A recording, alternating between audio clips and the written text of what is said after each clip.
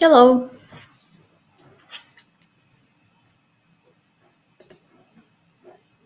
Okay, so hi everyone, my name is Elena and I'm community manager at Sales.Rocks. Thank you all for joining us today. As you may know, today's topic is time boxing for sales reps, or how to win the fight with time. So let's check if we have everyone here.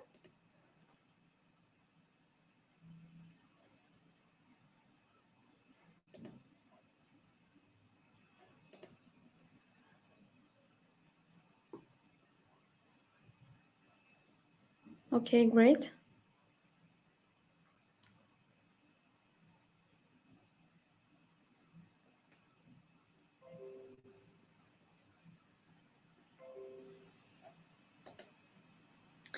Great. Okay. So first of all, let's see who is this webinar for. For example, if you're a sales or business development representative and struggle with time management in your 9 to 5 workday, you can follow us until the end. And also, are there any sales managers in the audience? Let's check the comments again.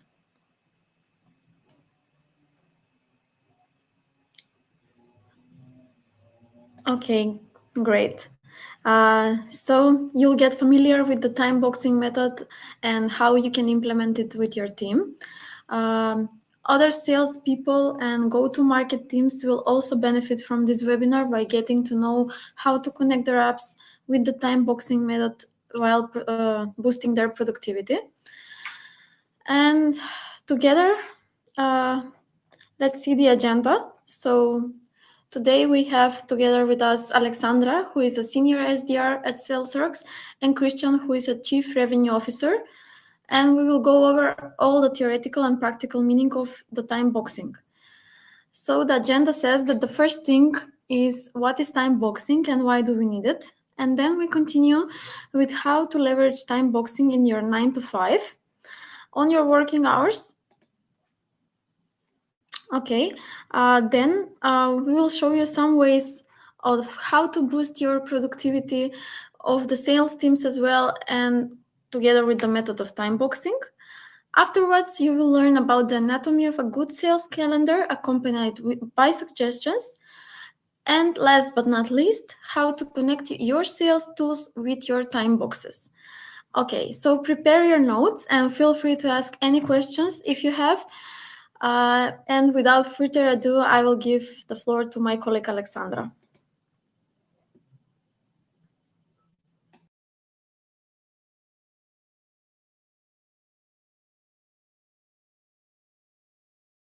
Which sometimes it can be quite of a fight. So I would like to thank everyone that's now watching us, and let's just hop in to see what time boxing is and how you can apply it in real time for your team or for you as an individual if you're working in sales.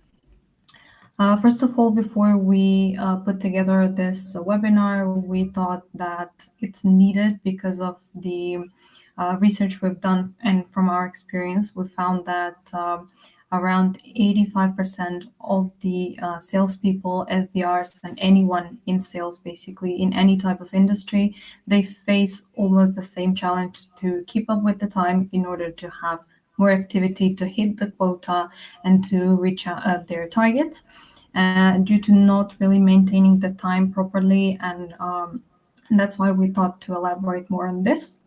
From our experience, we thought that time boxing as a method improves that in terms of how to handle the time and your activity during the day or during the week when you're working. So basically, if someone of you is not familiar with the definition of the method of time boxing, this is a technique, like a time management technique that is done when you take out all the work-related activities, you put them into time boxes, or like block them off to a time in your calendar. So all of the work-related activities, all the tasks, meetings, deadlines, projects, everything is blocked into a timeline in your calendar, so you can fulfill them one by one, and having a structure in it.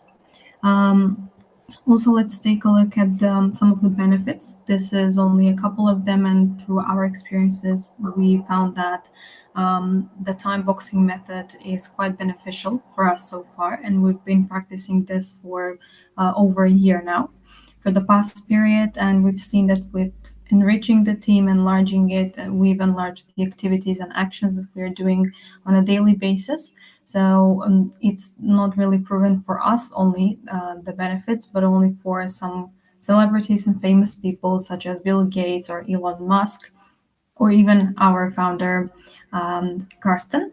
So when the time boxing is used, we've seen that the productivity is quite boosted. We've seen a lot of improvement into the focus and the efficiency in the working hours, especially for the salespeople, when the whole day is structured properly, when we have a fixed schedule with goals and how to execute them step by step. It's quite easier. So we see the benefits right away, during, even at the end of the day or after a meeting. We have increased sales activity, and the benefits from the time boxing is that when you have a full focus on one fixed schedule, you are doing the task and eliminating the task one by one, so increases the sales activity as well. The team report is also improved, as before we started using the time boxing, everything was piled up in one place. We didn't really know a proper structure and who will pick up the task. So some sales reps were overbooked, some were not, or double booked. So when we started incorporating this for all the salespeople, it's really easier for you to check each other's calendars, or maybe to structure it in a way that works for a whole week or a whole quarter for the team to have a certain plan. And also at the end of the day, you can basically do the analysis of the performance individually or on a team level more easier. Now let's take a look at some tips on how to start time boxing and how to improve it. Basically, if someone that's watching us now and doesn't really know where to start with time boxing, you can always start testing it for a day or for a week by dividing the top priority tasks that you have on a daily basis. First, you have a list of those priority activities or tasks that you do as a salesperson.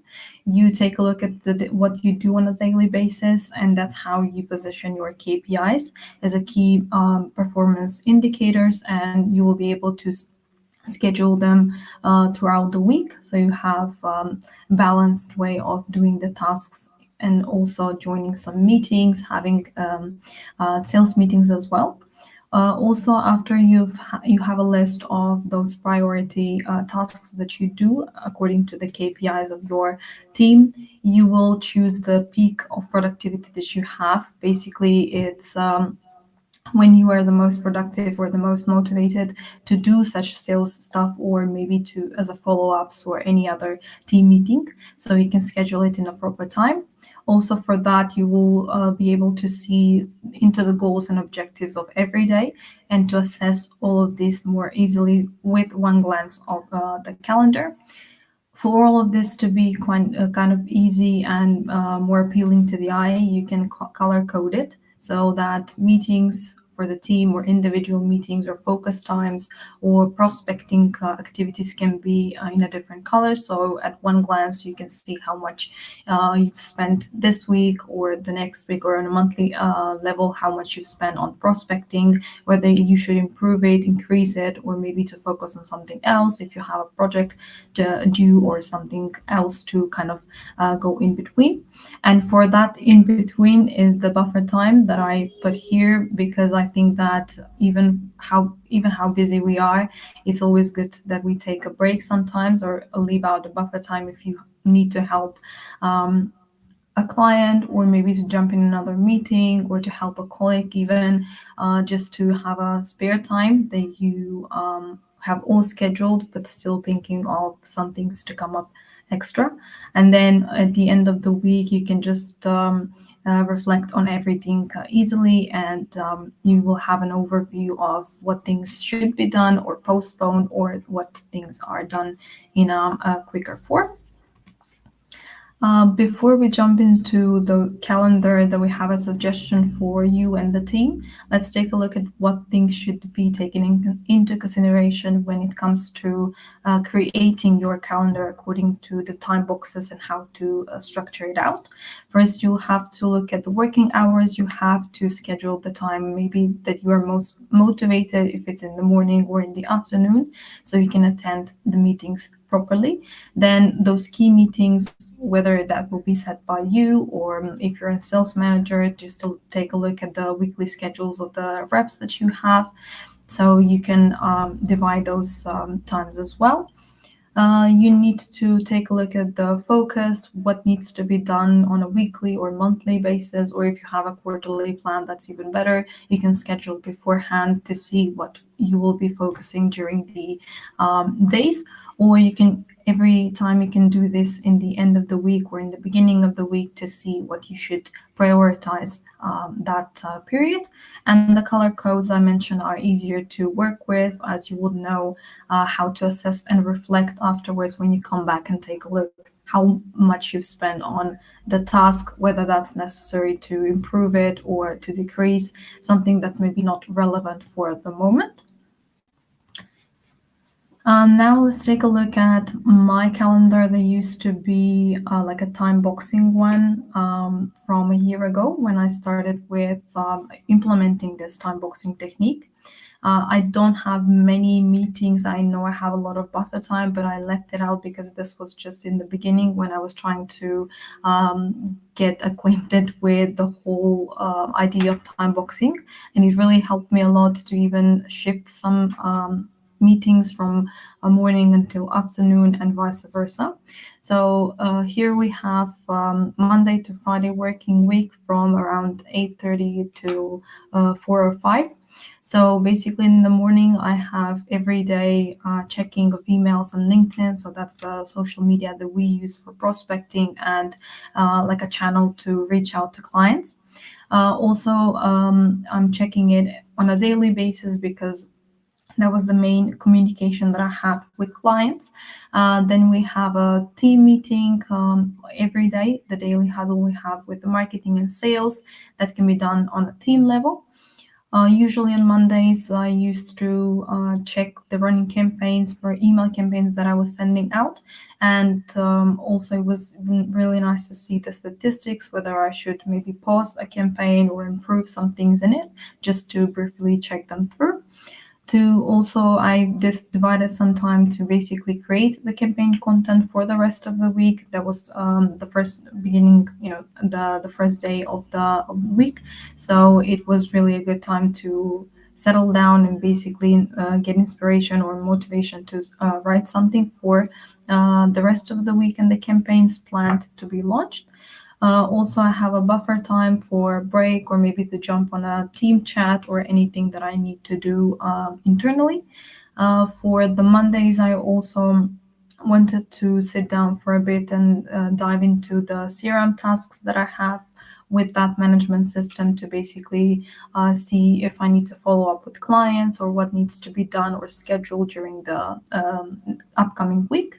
And again, because we've seen Monday as a main day for communication with clients back then, it worked for LinkedIn and email. Many people were active during the afternoon hours, so I will be checking the email and LinkedIn too. Also, for the rest of the week, the Tuesday was mostly again checking emails and LinkedIn in the morning. The weekly meetings we had on every Tuesday, then preparing and sending out the campaigns I used to write the content for on Mondays. So everything had like a little flow. I have a bit of a longer buffer time on Tuesdays and for the rest of the days of this week because I may need to jump in client calls or to schedule some additional discovery calls or demo calls with some leads and prospects. Also, I left some time for manually adding some things into Google Docs that I had before, and for LinkedIn follow-ups, as it used to be better to target leads in the middle of the week. For Wednesday, I have also researching and creating campaign content again for the rest of the week and for the upcoming as well. Also, I will be focusing more on the target markets in the middle of the week, and to see what ideal customer profiles I should focus on. Then Thursday was sending out of the campaigns with a bigger buffer time to basically pick up some replies or calls from the rest of the running campaigns I had on LinkedIn and email too. And because I was in the beginning of my sales career back then, I left some time for more education. So I was reading some articles, maybe discussion with colleagues, or just reading some sales books. And also for the end of the week on Friday, I basically had everything recap in a way for the CRM system, and picking up some maybe again replies, or adding some updates for the clients, and campaign preparation and research for the next week too. Now let's take a look at my current calendar and how it got improved and updated through the time that I was using the time boxes. Some ideas are still the same, some activities are still the same, but they are a bit improved and scheduled in a more focused way. This is the calendar that I have now. It's again color coded. So for again, it's the same working days and working hours. But as sales, you may even have to maybe stay longer or join in early and on some meetings. That's additionally popping up because I've left some buffer time as well. Again, in the morning, I have checking emails on LinkedIn because I constantly want to be in touch with clients or with some prospects, just to keep up with that prospecting part, even from early morning. Then we have the weekly team meetings on a Monday morning, because we've seen that works better for us to schedule on a team level and plan out the whole week better than being on Tuesday. And then since we've improved our outreach and prospecting strategies, we've started with calling some leads. So that's in the morning, as that's the most productive part of our time, as we've seen. So for almost all of the sales representatives that we have at Sales.Rocks, this calendar is more or less the same with the cold calling structure. So we have it from 10:30 until 11:30. Then I've left some buffer time until the main part of the day. Again, for this week, I've scheduled out some important stuff for prospecting and for email creation in the middle of the days. So for Monday, we can say that I have some email content creation, and for cold calling slots as well in the afternoon, just to check in with some prospects. Almost every day except Friday, as we see here, we have a daily team session. So again, this is scheduled on a team level. We blocked off time at the end of the days to have a review and recap of the days, or for certain elements or parts that we are constantly focusing on. So for Monday, this will be like a cold calling review. And for the rest of the days, we have content review, we have demo review to see how much demos we've booked or we've scheduled and how they went through, to basically have this performance activity improved. And also on Thursday, we have something as a review for the visuals that we're creating, and all of the sales reps are sharing theirs as well. Almost all of the days I have recap of the exact day and preparation for the next one. This is like a half an hour. Sometimes it can take a longer time, sometimes even like 10 to 15 minutes, depending on the tasks I had. But this, even though time boxing limits, the time that you spend on a certain task, It can be basically flexible, so you don't have to spend the exact same time that you've scheduled. It can be sometimes even longer or even shorter, and you can jump into the next task or maybe just recap for the day. For the rest of the time that I had blocked, it's for personalization of the content. Usually, I have the main activities of a salesperson scheduled in different days just to focus better and more on those. Those will be the follow ups on clients and leads, and also the updates in our system that we track the clients. Also, for at the end of the day and Fridays, we can see here on this calendar, I have again the same team meetings in the beginning of the day, checking the emails and LinkedIn. And also for the rest of the day, I have a lot of buffers, again, for picking up maybe some team chat or disco calls or demo calls. And I usually practice by the end of the week to have everything prepared for the next one, unlike the calendar that I showed you previously, where Monday was the day that I planned the whole week. This time, this period is the Friday. I'm planning out everything that I can for the next week so I can have Monday as productive as possible. So usually the planning for the next week goes on Friday, and I have everything planned out for the next week. Now we can go on to Christian, so he can tell us more about how to apply practically all of these that I've mentioned now into your sales process. Thank you so much, Aleksandra. Before we continue with more the implementation of it and how to connect time boxing with tooling, I wanted to ask you one question. Basically, when we started with this entire concept months ago, I expected that there would be a lot of resistance. Of course, you would not initially say it, but I was wondering if we're looking back now to that period. Did you face some drawbacks yourselves or maybe some of your colleagues?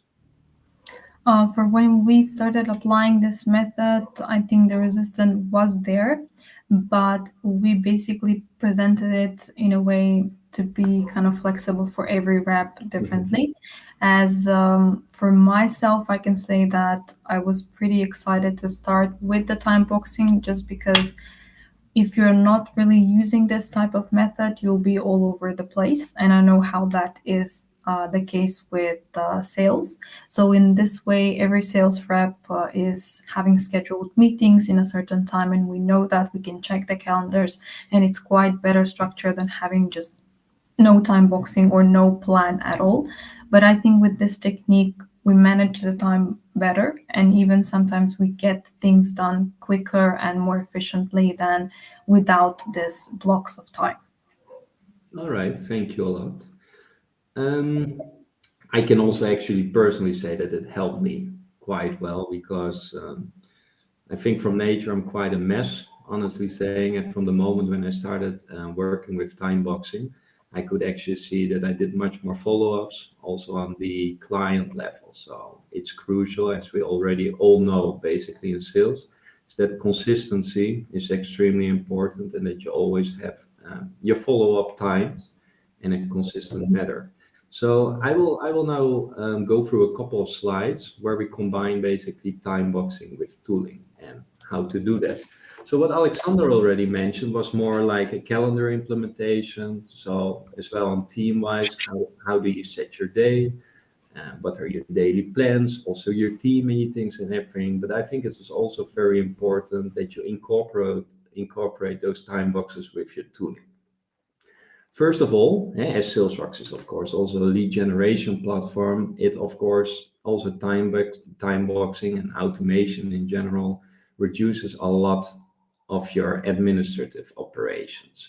So what we're doing, for example, on the lead gen aspect is we make sure that at least twice a week we go through our ICPs. So with the ICPs, the ideal customer prospect. So we basically check upfront for the next days, but also for the weeks after, who are we gonna contact? This might depend what time of the year it is, what organizations we want to target, in what regions, and based on that, we make a plan for the further future. At the same time, we also make always sure that we generate real-time data. So whereas with Sales.Rocks, we get mostly, for example, data back such as usage of tech stack, like maybe HubSpot users or WordPress builders that are, for example, located in the Netherlands. Or we also, at the same time, work with real-time data. So you could think, okay, which companies got recently funding? Are there organizations that have recently grown their sales team? Maybe they changed an executive or a main manager. All of this could be signals that actually the organization is in need of your product. So whereas these are also very important events from time events, that's not really in exact way time boxing. It's very important though to have this timing into consideration. In the second aspect, what do we use? We use webhooks. So we get, for example, information back from the platform where we say, okay, this week we want to target an X amount of people, but we never know when those people are coming back to us. So instead of checking on a daily basis, hey, did a certain person reply? Did he open? Did we got called back? We want all of this information at a centralized place. So we use webhooks because basically the webhooks combine all these data points and data entries into a single request. And the moment someone interacts with us, this information can be shot through to any tool. So basically, you have a real-time data at the moment that something happens. With what do you connect it in general? And also in our case, we connect it with a CRM system. So at the end of the day, what you really want to achieve is that you have a single system where all your data points come together. We're focusing now a bit more on the work of a sales rep, but you will have a CRM system where not only your sales organization comes together, but also your marketing results, maybe in general your operations, your invoices, and all of that. So when running those campaigns and when the webhooks are connected with it, you basically get every day an X amount of leads that roll into your CRM based on your campaign. I will show you now an exact example of how that can be implemented with any lead generation tool, or for example, in our case, with Sales.Rocks. So how does that look like? On the left side, it all starts, of course, with the data gathering. Like I already mentioned, we have two kinds of data gathering: real-time data, like funding, like growth of sales teams, or change in executives. And on the other hand, we have our upfront campaigns that we prepare, built on, for example, a certain niche. Let's say we want to contact bakeries in the northern Netherlands, and we want to contact the CEOs of them. So we make sure that during a couple of times a week, we go through these ICPs and we prepare our lists within Sales.Rocks. Then every weekday, mostly between 11 and 12:30, we make sure that we have the campaigns running. We also focus on content writing, and we say, okay, for this niche markets that we're targeting this week, we need to have an X amount of content. We want to focus on their pain points so that we make sure that the content is relevant. We initiate the content, and what happens then? For example, weeks or months, this campaign will be running. The problem here is that you will exactly know when an email is sent out, but you will of course not know when someone will get back to you. So imagine if you have perfectly your calendar upfront scheduled, like Aleksandra has, but then afterwards you do not have any system when, for example, someone reacts. So in general, that could mess up your entire system. Webhooks are the outcome for this. So while your campaigns are running, for example, on the local working hours, so even you can have campaigns running maybe in the US, in the Netherlands, in Scandinavia, but also in Asia. So whereas you work with different time zones, at the same time, you make sure that your campaigns are always working relevant to the local working hours of that nation, so to say. The information starts being sent out, and then customers or future customers will actually start to interact with you. Some may open, some may click, and some may reply. Ideally, even a positive reply. That's what we all hope for. So we have a client's action. And what happens at that moment? So the moment someone does one of these actions, The webhook is initiated from your lead generation platform that gathers, for example, all the data that you initially got from step one. So also the company data, the contact data, but also the campaign data. So which subject was open, what email, and all of that information is bundled in this webhook. And after, within seconds of actually the person doing the action, all this information is shot through your CRM. What does that mean? Is that your CRM is always updated at the moment. And if you have different sales reps, maybe in different markets even operating, you will make sure that on a daily basis, that sales rep has always enough leads. Because basically your email campaign and your LinkedIn campaign is the thing that funnels your sales pipeline, that makes sure that it fuels your sales pipeline. After that, you get all these leads into your CRM system. And then most crucial, I think, of the entire sales operation starts here, which is having a proper pipeline. So to say, okay, all those people that entered, for example, 2 days ago, make sure to follow up today so that you always have a proper delay and the tasks are scheduled up front. So also for this, you can set specific time boxes on a daily basis. For example, what we have between 10:30 and 11:30 and between 2 and 3, we need to do some cold calling. So all the people that 2 days ago were actually opening our emails, we will call them back between those two mentioned time slots. All right. So when looking at the CRM, how does that also look in practice? Here you see a fictive example of our own CRM system. At the moment, we're using Zoho, but we also worked actually with HubSpot, with Pipedrive, with Salesforce, with Team Leader in the Netherlands.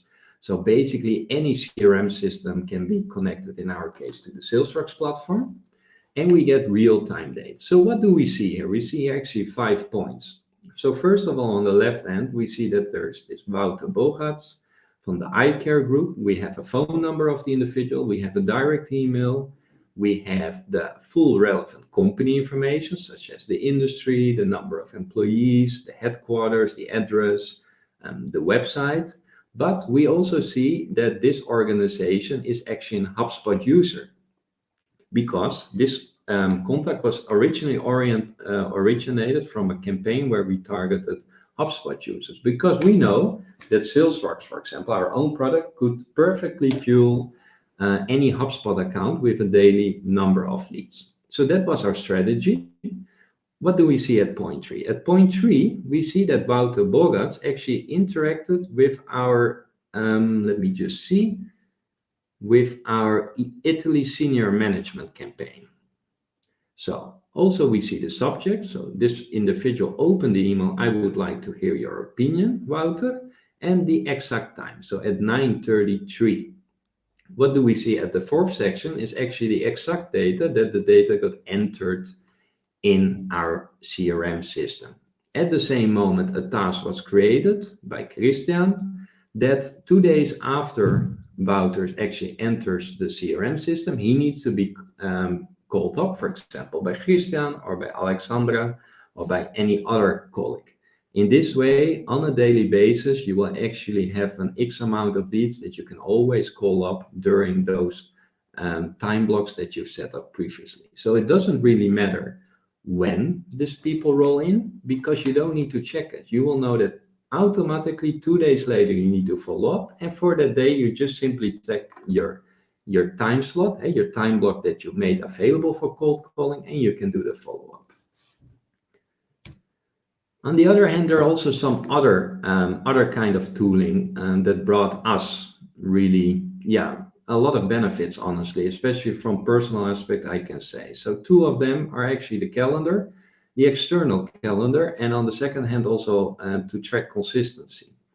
So the problem that I personally often had is that I had all my meetings, external meeting, overscheduling my current meeting. So I would have at the same time maybe a demo presentation or an investor meeting, as well as maybe a team meeting.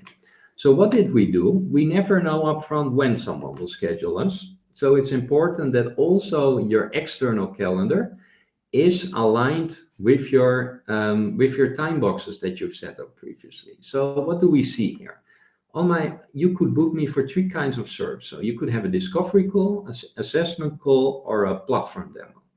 In practice, that means that you will basically take 15 or 45 minutes of my time. But on the other hand, you could also have meetings of 10 minutes, of 30 minutes, and 1 hour. By separating them into different slots, you could also forward those separate kind of meetings into different time boxes that you have set up front in your calendar. What does that mean? For example, every day between 9:30 and 10, you know that you can expect discovery calls from clients. Every day, maybe at 2 o'clock in the afternoon, I'm available for assessment calls. So upfront, you know what to prepare yourself for, and you will never be surprised actually by any booking from a client. That's on the calendar level. On the right side, we have actually the consistency that I've measured first. So what I was very afraid of when we implemented this together with Karsten and Aleksandra is that we will have a lot of resistance, because where we worked previously extremely freely, and so we're a typical kind of organization that does not care when you work, but we care what you work and that things are finished. We were, though, afraid that implementing time boxing would significantly alter the perception as well, especially by our sales reps. So in order to see how things are going, it's very important that you measure. So we set up certain KPIs and we set up a heat map per SDR. So what can I see here below is basically the days, Monday to Friday, and the working hours. So you see, in general, we work from 8, and some of us work even at 11 o'clock. Why is this? This is because of the different time zones. We run campaigns in the Netherlands, in Germany, in Scandinavia, but also in Australia, or for example, in Singapore. So while doing this, we were actually on a daily basis checking whether our sales reps were indeed calling between 10 and 11. So you can also see here back that most of the calls took place on the day. Then we separated also by day. So we see in our case that Tuesday in general, people significantly called less. So what we do afterwards, we sit with the team and we saw that both the Tuesday morning session, but also the Tuesday afternoon session was having results that are completely different than from the other days. So whereas the morning was really not productive, we saw that the afternoon was mainly more productive than 3 of the other days during that week. So it's very important when you implement time boxing that, especially in the first weeks and months, and I would actually always keep your dashboards on it, that you have certain KPIs. This is more or less for tracking your own implementation and whether it's helpful. Secondly, you can also use this actually to check conversion rate. So you're working here again with time blocks, and by working in a very proper way, in a way that is basically predictive, you can see per day, for example, hey, on Tuesday between the 10 and 11 session, much more people open up my emails, or hey, I have more people to call than, for example, in generally on Fridays or on Thursdays. So I would definitely suggest when you start implementing time blocks to not only look to your calendar. So it's important to upfront plan it out and to keep in consideration everything, then connect it to your tooling, connect it to your external calendar, and afterwards keep measuring, because the measuring part is maybe even the most important part, because certain people need more guidance than others, and this will make sure that actually the implementation of your time boxing will be a success. So this was more a practical implementation. Before we move to the question and answer session, I actually wanted to ask Aleksandra, what did you think about the heat map and being tracked and everything on the progress? I don't have anything against it. Basically, it's for the good for the whole team, for the SDRs as reps. We can track our Mm-hmm. own success as well. So it's not only for the team basically to track when we call and how many calls we do, but basically it's for us to see when we have the most motivation or what needs to be improved if we call less on Tuesday, less on Friday. So maybe we can apply it for another country or another target market, so we can see if the cold calls are actually having a certain outcome, maybe better on Monday or on Friday, or if it's not good to call on Friday. That depends on, the trial and error period. But basically, for the tracking, for the systematic approach, I think it's better to have it connected for the time blocks with the calendar and the dashboard, so you have an overview fully of how the reps work, and on a team level and individual level. So maybe if someone has more calls on Wednesday, that will be the case for another one on Monday or maybe Tuesday. So the days differ from one salesperson to another, but still the tracking is there and you can see how much you've improved from the last time you've called and vice versa. So basically, it's good that we have a certain process and progress, and we can see it from one place. Yes, and besides that, and when we go one slide back, basically, looking at the workflow, do you think time boxing also helps you with actually the follow-ups? We discussed now basically when to follow up, but not on an individual level. Your initial calendar doesn't show, okay, on Tuesday I need to follow up to this or that individual. So with the Yeah. webhooks, we basically gave you that information real time. Does it help you with actually making sure, okay, today I know already upfront that I need to call this number of clients or customers? Yes, definitely. Before it was pretty, like, the structure was not that developed in terms of picking up the leads that are the priority for us. With this system that we have out on autopilot, I think it's better for us to focus maybe until the time the leads come into the pipeline, to focus on content creation, and then when they come, we exactly know, so we pick them up after a certain time. And that's all for the same for the salespeople that we have in the company. So it's a dynamic way to basically source the leads and then to follow them up. So it's quite a good flow that we have now developed, I think, with in relation to the time boxes and what we've set with the webhooks and shooting leads into our pipeline, individual one. I think we have a full fixed schedule that allows us to first reflect maybe on previous week, and then to plan out the existing week that we are now, then to pick up leads, so everything is systematically organized, and it's better for us to measure it afterwards or on the dashboard to see the performance at the end of the week. Yes. Now, I think also to add to that, like we introduced a concept basically called warm calling, right? So that we always send out emails or LinkedIn messages or connection requests before actually doing the calling. But initially, we didn't get much results with it. And we did some analysis on how could it be. And what we saw is that basically the average reply rate from our end, so the moment that someone interacted with us through one of those three actions, we saw that it took us in general 17 days to get back to that person. So imagine someone opened up 17 days ago your email. There's no clue, or let's say a very small chance, that he still remembers that that person has saw your email, so to say. So by working with time blocks, you don't only organize the time of your sales rep, you're basically also increasing the chances significantly that you do a proper follow-up. Because if you are making sure that the follow-up is within 1 to 2 days after the client interacted with you, you will have much more success, which at the end of the day leads to the final goal, of course, to make more sales. Exactly. Yeah. All right. Let's move forward then to the questions and answers, if there are any. Yes, so if anyone has any questions, you're more than welcome to ask them. We are here to answer. And by that time, I have one question for you. So, do you have any data on how was the productivity boost before and after implementing the method of time boxing in our sales team?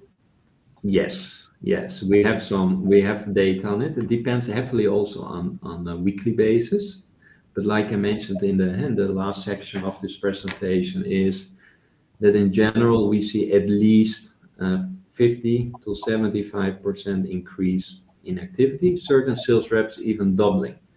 So before I would say, okay, between 2 and 3 do cold calling, but we didn't have any webhooks initiated. So what we got is people sit at 2 o'clock, they take a coffee, they will then have a look. Nah, who do we call today? Let's see. Okay, this got back to me, this person. Here I have another list. But imagine if you have 10 campaigns, what we're doing, 10 campaigns running in parallel. You need to follow up quickly because that's where the money is made. If you don't have a system both on your calendar and within your tooling, it's impossible to get any results. And we saw that. And we had even one example of a colleague that basically got 2.5 times more bookings meet actually afterwards, after he started with time boxing. Also, we've seen the number of cold comms performed were actually factor 3. So as previously, for example, they would make 10, 20 calls an hour or initiated 20 calls. They thought, well, it's enough. Now they cannot say it's enough because it's depending on how many records were actually contacted initially and how many of them were opened. So you know before you start, okay, today at 2 I have 120 people to get back. Today I have 12 people. So then it doesn't matter if you only, for example, reach out to 12 or 120, as long as it's connected to the activity of your campaigns. So by doing that, and we're also implementing the same logic during the onboarding processes at our clients, we see that they get better results. And that's maybe not only even due to sales reps, but general that they have a process. And like with everything, it's most important that you follow the process and also do it consistently and keep measuring it. Yes, thank you so much for answering. That's quite some numbers, I can say. So, okay, then thanks everyone for joining us today. Thank you, Christian and Aleksandra, for this wonderful presentation. And I hope that you learned a lot. And see you in some next webinar of Sales.Rocks. Yes, thank you a lot for hosting, Elena.